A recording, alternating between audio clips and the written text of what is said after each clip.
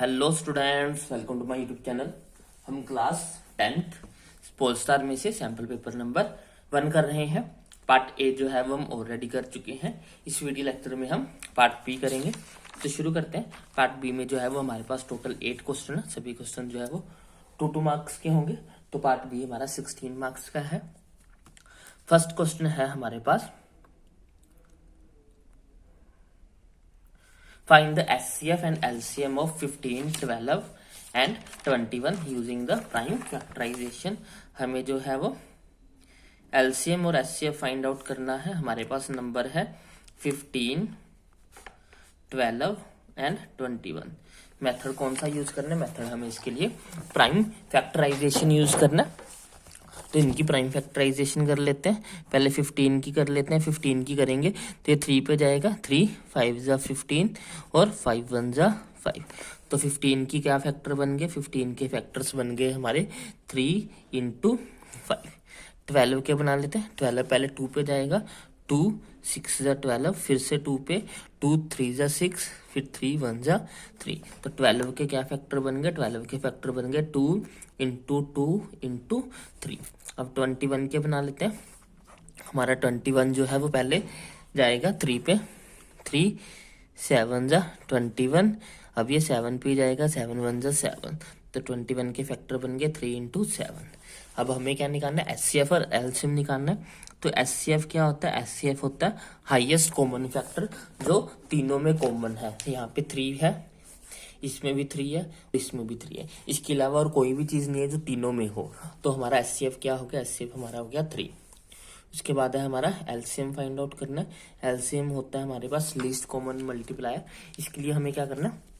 जो कॉमन चीजें हैं उनको तो एक बार लिखेंगे और जो कॉमन नहीं है उनको लिखेंगे। 3 कॉमन है तो वो एक बार आ गया। 3 के अलावा क्या बता? यहाँ पे 5 है, यहाँ पे 2 इंटू 2, 2 इंटू 2। ये 3 तो कॉमन आ चुका, बचा क्या? 7।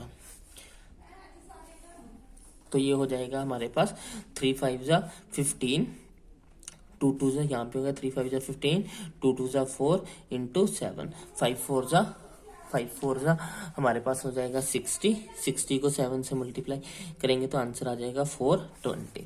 तो एलसीएम इसका हो जाएगा 420। तो हमारा एचसीएफ 3 आ गया, एलसीएम हमारा 420 आ गया। ये हमारा चैप्टर नंबर 1 का क्वेश्चन था। चैप्टर नंबर 1 में से है ये, रियल नंबर्स में से ये क्वेश्चन था। देखते हैं सेकंड क्वेश्चन। सेकंड क्वेश्चन है हमारे पास, find the zeros of the following quadratic polynomial and verify the relation between zeros and the coefficient. हमें जो है वो इसके पहले तो क्वाड्रेटिक इक्वेशन के जीरोस फाइंड आउट करने हैं। एक क्वाड्रेटिक इक्वेशन है हमारे पास 2x माइनस 8। इसको जो है वो हम फैक्टराइजेशन मेथड की हेल्प से जो है वो इनको पहले फैक्टर्स बनाएंगे इसके। हमें कोई एक ऐसे 2 नंबर चाहिए जिनको प्लस या माइनस करने पे 2 आता हो और मल्टीप्लाई करने पे 8 आता हो। तो अगर हम 4 इंटू 2 करेंगे तो हमारे पास 8 आएगा, और अगर 4 में से 2 माइनस कर देंगे तो 2 आएगा। लेकिन क्योंकि हमें माइनस का चाहिए तो 4 माइनस का होना चाहिए और 2 प्लस का होना चाहिए। बड़ी टर्म माइनस की होनी चाहिए। तो हमारे फैक्टर्स क्या बन जाएंगे? हमारे फैक्टर्स बन जाएंगे x square minus 4x plus 2x minus 8। इन दोनों में से कॉमन x आ जाएगा, अंदर बचेगा x माइनस 4। इन दोनों में से कॉमन 2 आ जाएगा, अंदर बचेगा x माइनस 4। अब ये दोनों कॉमन निकल जाएगा x माइनस 4, तो अंदर क्या बचेगा? x minus 2। ये हमारे बन गए फैक्टर्स। अब जीरोस निकालनी है तो पहले हम x माइनस 4 को इक्वल टू 0 रख लेते हैं। यहाँ से क्या आ जाएगा? x is equal to 4। फिर x माइनस 2 को इक्वल टू 0 रख लेते हैं। ये हमारे पास आ जाएगा x इज इक्वल टू 4। तो ये हमारे आगे जीरोस। अब हमें इनको जो है वो वेरीफाई भी करना है। तो अगर हम, यहाँ मेरे से एक छोटी सी मिस्टेक हो गई। यहाँ पे प्लस 2 कॉमन निकलना था तो मैंने माइनस 2 लिखा। यहाँ पे प्लस का 2 आएगा तो ये यहाँ पे माइनस 2 हो जाएगा। आगे अब हमें देखना, इनको वेरीफाई करना है। तो सम ऑफ जीरोस क्या होता है? सम ऑफ जीरोस वो इक्वल टू होता है हमारा alpha plus beta is equal to होता है माइनस बी अपॉन ए। हमारे पास जीरोस क्या आई है? एक जीरो हमारे पास 4 है और दूसरी जीरो जो है वो हमारे पास -2 है। और बी की वैल्यू कितनी है, बी की वैल्यू हमारे पास -2 है और ए की वैल्यू हमारे पास 1 है। तो प्लस माइनस माइनस हो जाएगा, 4 में से 2 माइनस करेंगे तो हमारे पास आएगा 2 is equal to minus minus plus हो जाएगा तो इधर भी 2 आ जाएगा। तो ये सम ऑफ जीरोस के लिए वेरीफाई हो रहा है। अब प्रोडक्ट ऑफ जीरोस देख लेते हैं। प्रोडक्ट ऑफ जीरोस ये होता है alpha beta is equal to c upon a. एक जीरो हमारी क्या है 4, दूसरी जीरो हमारे पास -2 है। सी की वैल्यू हमारे पास क्या है, सी की वैल्यू हमारे पास -8 है। तो ये हो गया -8 divided by a is equal to 1 है। प्लस इनको मल्टीप्लाई करेंगे माइनस का 8, इधर भी माइनस का 8, तो ये हमारे वेरीफाई हो गया, हमारा वेरिफिकेशन भी होगी, हमारी जीरोस भी आएगी। नेक्स्ट क्वेश्चन देखते हैं। नेक्स्ट क्वेश्चन है question number 6। For which value of p does the pair of equation given below have the unique solution? हमें बताना है कि p की कौन सी वैल्यू के लिए इन इक्वेशंस का जो सॉल्यूशन होगा वो यूनिक होगा। इक्वेशंस क्या है, इक्वेशंस है हमारे पास 4x plus p y plus 8 is equal to 0 and 2x plus 2y plus 2 is equal to 0। तो यूनिक सॉल्यूशन कब होता है, यूनिक सॉल्यूशन की कंडीशन है हमारे पास जब a1 over a2 not equal to हो b1 ओवर b2 के। अब a1 कितना है, a1 हमारे पास 4 है, a2 हमारे पास कितना है 2 है, b1 हमारे पास कितना है, b1 हमारे पास p है और b2 हमारे पास 2 है। इनको सोल्व कर लेते हैं। ये 2 इधर आके मल्टीप्लाई हो जाएगा, 2 से 2 कैंसिल, तो p is not equal to 4। मतलब कि p की वैल्यू जो है वो 4 नहीं होनी चाहिए, 4 के अलावा कोई भी वैल्यू हो तो उसके लिए ये सेटिस्फाई करेगा। For all values except p is equal to 4। p is equal to 4 नहीं होना चाहिए, उसके अलावा कोई भी नंबर हो उसके लिए हमारी ये कंडीशन, जो इक्वेशंस होंगे उनका सॉल्यूशन यूनिक ही आएगा।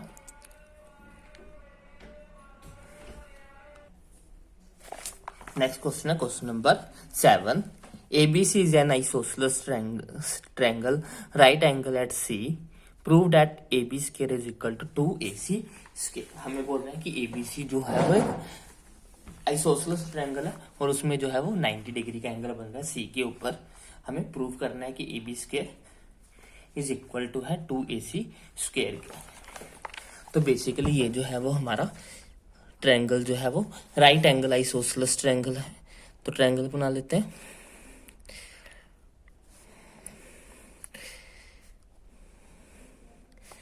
सी पे जो है वो 90 डिग्री का एंगल बन रहा है, तो ये ए बी, ठीक है।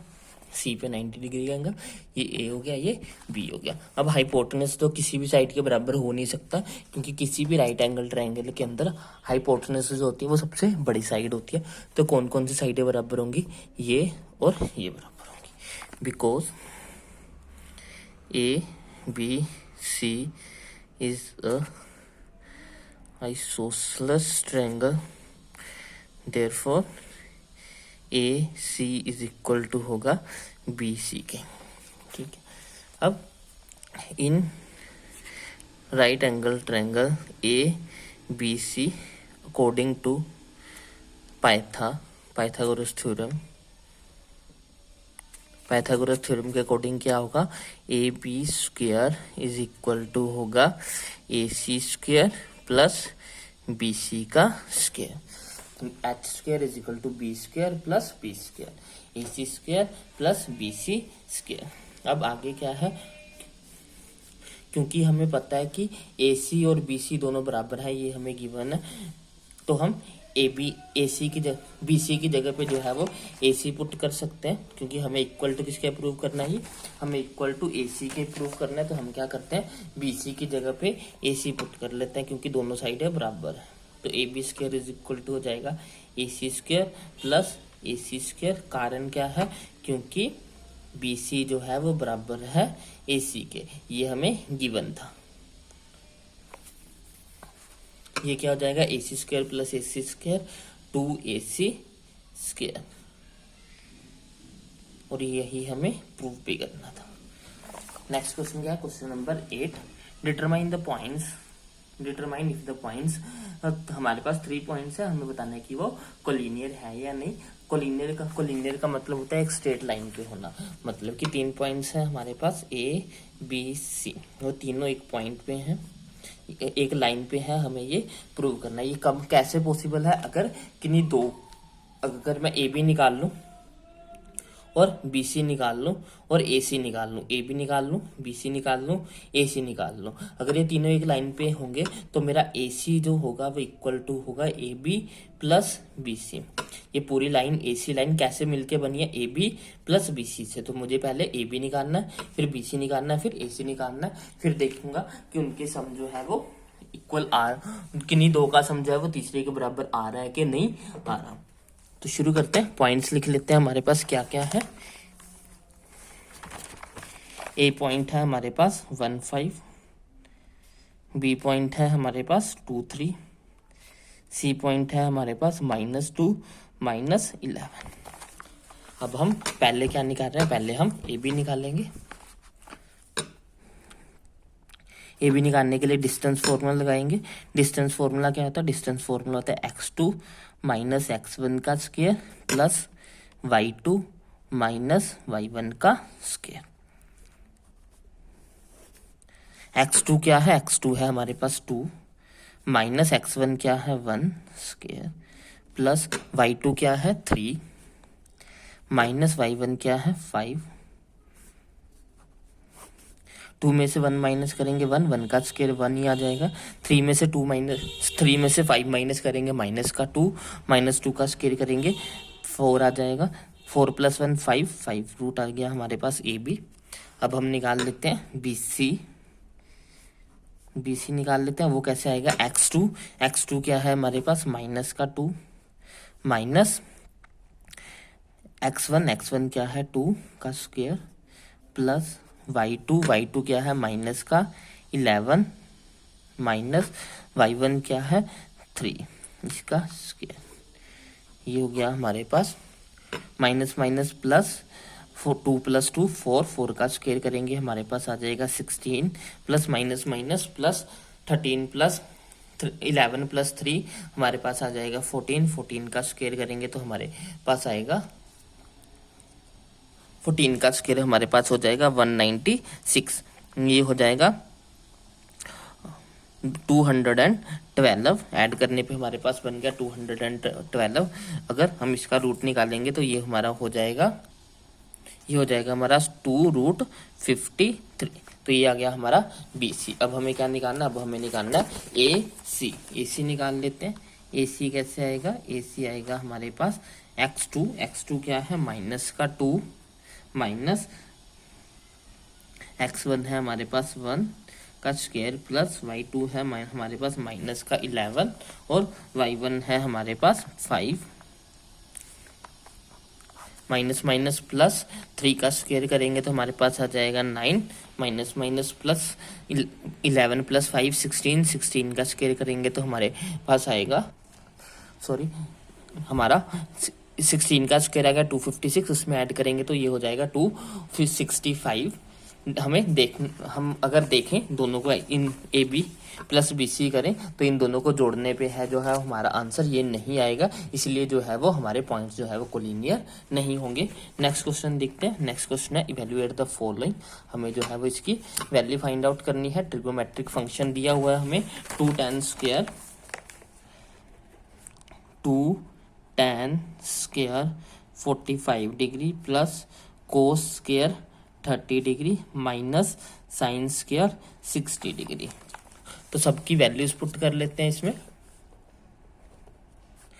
tan 45 की वैल्यू होती है 1 का स्क्वायर करना है, प्लस कोस 30 की वैल्यू होती है हमारे पास कोस 30 = √3/2 का स्क्वायर माइनस साइन 60 की वैल्यू होती है हमारे पास √3/2 का स्क्वायर।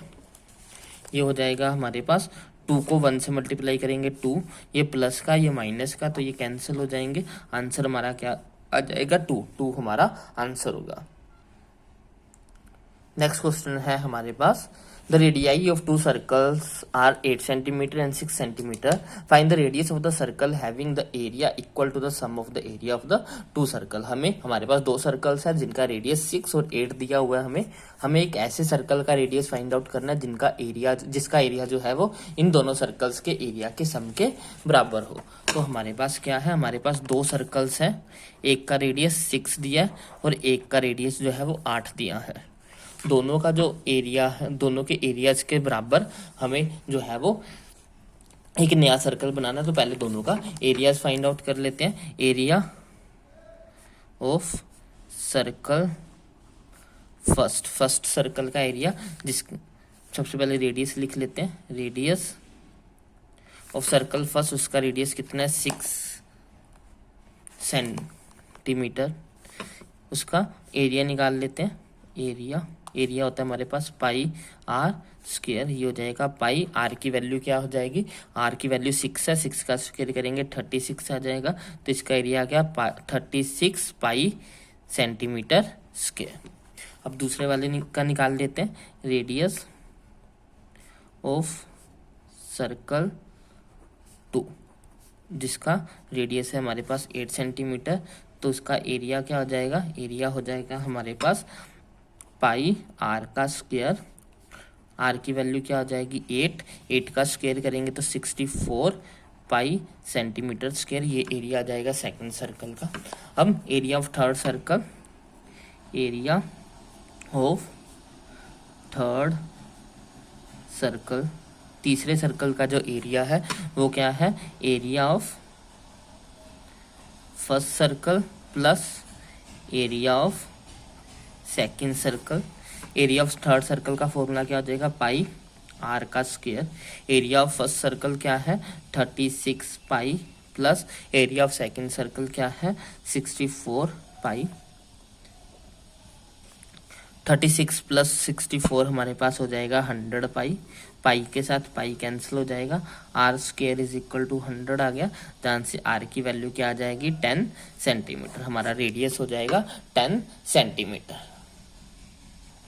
नेक्स्ट क्वेश्चन क्या है, नेक्स्ट क्वेश्चन है हमारे पास, a dice is thrown once, find the probability of getting a prime number. हमें जो है वो एक डाइस को एक बार फेंकना और प्रोबेबिलिटी बतानी है कि प्राइम नंबर आने की क्या होगी। डाइस के ऊपर टोटल 6 नंबर्स होते हैं। प्रोबेबिलिटी का फॉर्मूला क्या है, नंबर ऑफ फेवरेबल केस